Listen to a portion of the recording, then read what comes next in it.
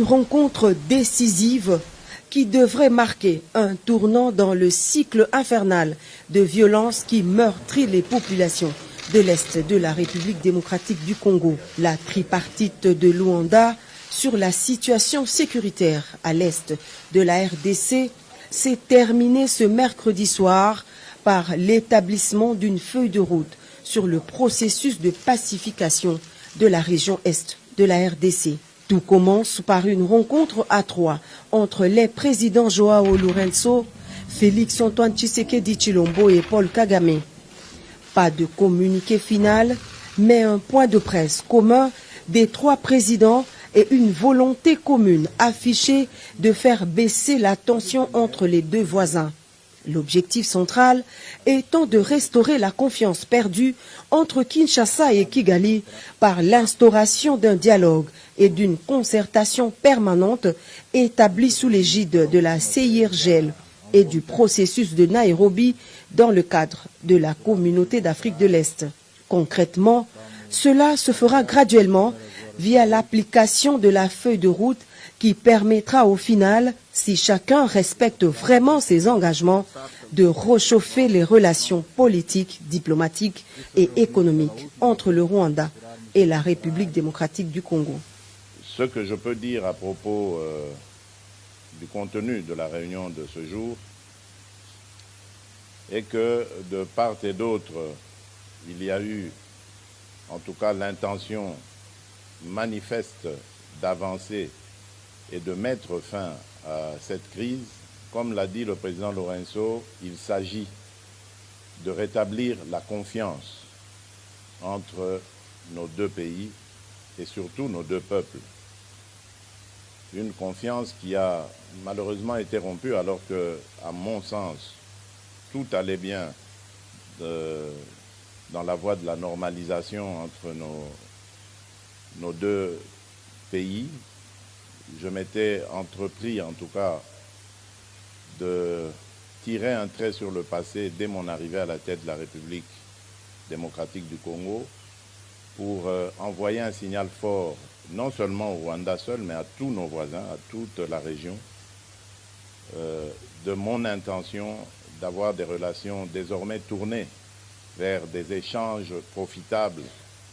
à nos pays, à nos populations, et de regarder plutôt vers le développement de cette région qui, à mon sens, est l'une des plus riches d'Afrique, plutôt que de verser dans des tensions inutiles comme on a pu l'observer dans le passé. À court terme, la nouvelle donne passe par la relance de la commission mixte RDC-Rwanda. La première rencontre de cette commission mixte, cadre de dialogue permanent entre les deux pays, est prévue incessamment dans la capitale angolaise. Mais dans l'immédiat, la feuille de route prévoit la cessation des hostilités et le retrait sans condition du M23 de ses positions en République démocratique du Congo. Ce qui est en mon pouvoir pour faire avancer la situation, sortir mes compatriotes de cet enfer qui dure déjà depuis une vingtaine d'années, lequel enfer a été encore aggravé par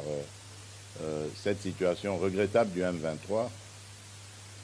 un groupe armé qui pourtant était déjà en discussion avec nous à Nairobi, mais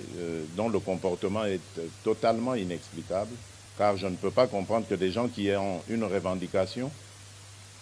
et dont l'interlocuteur est à disposition pour écouter leurs revendications puissent à nouveau reprendre les armes, comme pour exercer une sorte de chantage ou de pression. Donc j'espère vraiment et j'attends de ce processus qu'il apporte le cessez-le-feu immédiat et le retrait de ce groupe du M23, en attendant évidemment que l'on mette en marche la feuille de route qui amènera un processus de paix, de stabilité et de confiance. Le retour des réfugiés dans leur pays d'origine est également inscrit parmi les objectifs de la feuille de route de Luanda. Elle stipule enfin que toute exploitation des ressources naturelles dans la région doit se faire dans le strict respect de la souveraineté des États, ce qui met en exergue la ferme volonté de lutter contre le trafic illicite des ressources minières de la République démocratique du Congo au profit des pays voisins. Le chef de l'État, Félix Antoine Tshisekedi Tshilombo, garde ainsi le cap de la fermeté pour la défense de la souveraineté nationale et en même temps une ouverture au dialogue diplomatique sincère pour imposer la paix à l'est de la RDC. Le président de la République et sa délégation sont rentrés au pays ce mercredi soir. Luanda, capitale de la République d'Angola, accueille ce mercredi 6 juillet une tripartite RDC-Angola-Rwanda sous la médiation du président angolais João Lourenço, président en exercice de la CIRGL, conférence internationale sur la région des Grands Lacs. Le chef de l'État Félix Antoine Tshisekedi Tshilombo est arrivé en début de soirée dans la capitale angolaise, accueilli sur le tarmac par un comité restreint composé des officiels des deux pays. C'est à l'initiative du président João Lourenço, mandaté par l'Union africaine, que Paul Kagame et Félix Antoine Tshisekedi Tshilombo vont se rencontrer dans un mini-sommet pour faire baisser la tension entre les deux pays voisins. Il s'agit donc d'une démarche de tentative d'apaisement diplomatique suite au regain de violence à l'est de la RDC dû aux attaques du M23 soutenues par le Rwanda.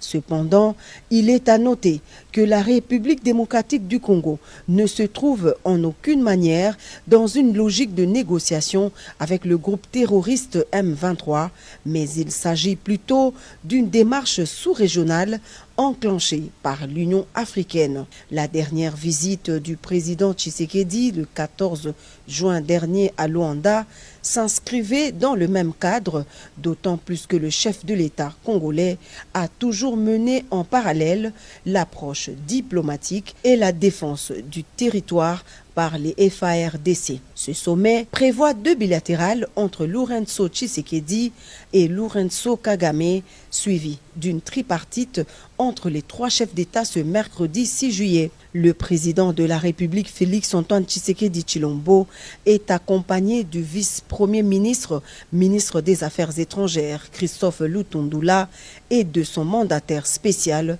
le professeur Serge Tshibangou, ainsi que d'une équipe restreinte des collaborateurs.